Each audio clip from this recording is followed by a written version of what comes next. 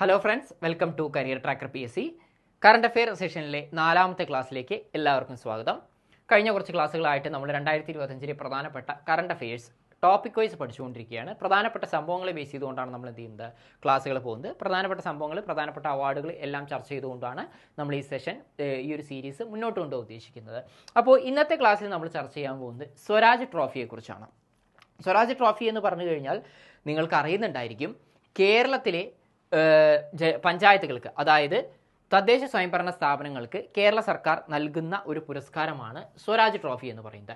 അപ്പോൾ അത് ഏതെല്ലാം കാര്യങ്ങൾ നോക്കിയിട്ടാണെന്ന് ചോദിച്ചാൽ, ഭരണനിർവഹണം, ആസൂത്രണം, ജനക്ഷേമം തുടങ്ങി വിവിധ മേഖലകളിലെ മികച്ച പ്രകടനത്തിന് കേരള സർക്കാർ മികച്ച തദ്ദേശ സ്വയംഭരണ സ്ഥാപനങ്ങൾക്ക് അല്ലെങ്കിൽ ലോക്കൽ സെൽഫ് ഗവൺമെൻറ് ഇൻസ്റ്റിറ്റ്യൂഷൻസിന് നൽകുന്ന പുരസ്കാരമാണ് സ്വരാജ് ട്രോഫി. അപ്പോൾ സ്വരാജ് ട്രോഫി എന്താണ് എന്ന് എന്ത് ചെയ്യുക, അറിഞ്ഞു വെക്കുക.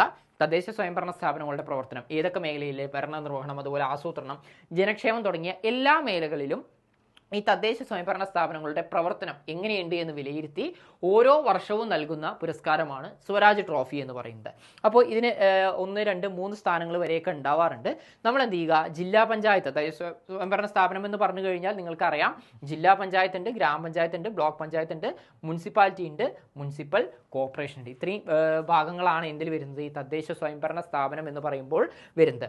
അതായത് ത്രിതല panchayat plus municipality, municipal corporation, ഇത്രയും കാര്യങ്ങൾ അതിൽ വരും.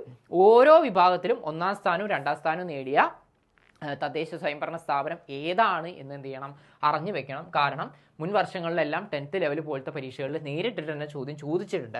അപ്പോൾ അതുകൊണ്ടാണ് നമ്മൾ കറണ്ട് അഫെയറിൻ്റെ ഈ സീരീസിൽ ഈ ഒരു വിഭാഗം ഉൾപ്പെടുത്തിയിട്ടുള്ളത്. അപ്പോൾ ഓരോന്ന് നമുക്ക് എന്ത് ചെയ്യാം, ഒന്ന് പഠിച്ചു പോവാം. ആദ്യത്തെ അവാർഡ് വിഭാഗം നമ്മൾ പഠിക്കാൻ പോകുന്നത് ജില്ലാ പഞ്ചായത്താണ്.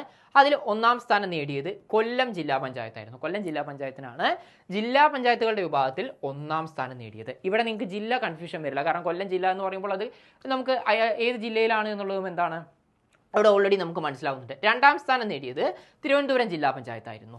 ഓക്കെ, അപ്പോൾ ജില്ലാ പഞ്ചായത്തുകൾ ഓക്കെയാണ്. കൊല്ലവും 1ാം സ്ഥാനം കൊല്ലം, 2ാം സ്ഥാനം തിരുവനന്തപുരം.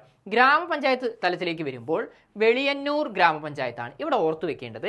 ഇത് ഏത് ജില്ലയാണ് എന്നും കൂടി എന്ത് ചെയ്യണം, നിങ്ങൾ പഠിച്ചു വെക്കണം. കാരണം ചിലപ്പോൾ എക്സാമിന് അങ്ങനെ ചോദിക്കാം, ഈ ഗ്രാമപഞ്ചായത്ത് തലത്തിൽ 1ാം സ്ഥാനം നേടിയ ഗ്രാമപഞ്ചായത്ത് ഏത് ജില്ലയിലാണ്, കോട്ടയം ജില്ലയിലാണെന്നൊക്കെയുള്ള രീതിയിലൊരു പ്രസ്താവന വന്നു കഴിഞ്ഞാൽ ഈ ഒരു പോയിന്റ് അറിയാതെ നിങ്ങൾക്ക് ആ ഒരു പ്രസ്താവന ശരിയാണോ തെറ്റാണോ എന്നുള്ളത് അറിയാനായിട്ട് സാധിക്കില്ല.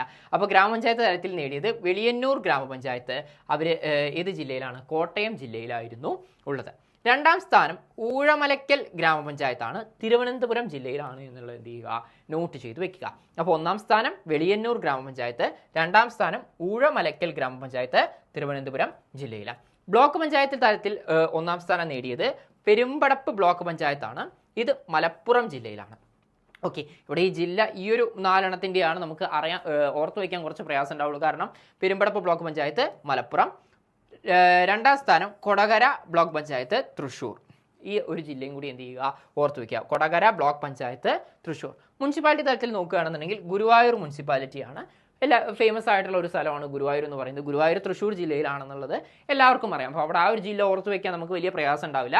അപ്പോൾ മികച്ച മുനിസിപ്പാലിറ്റി ആയിട്ട് മാറിയത് 1ാം സ്ഥാനം ഗുരുവായൂർ മുനിസിപ്പാലിറ്റിക്കായിരുന്നു, തൃശ്ശൂർ ജില്ലയിൽ.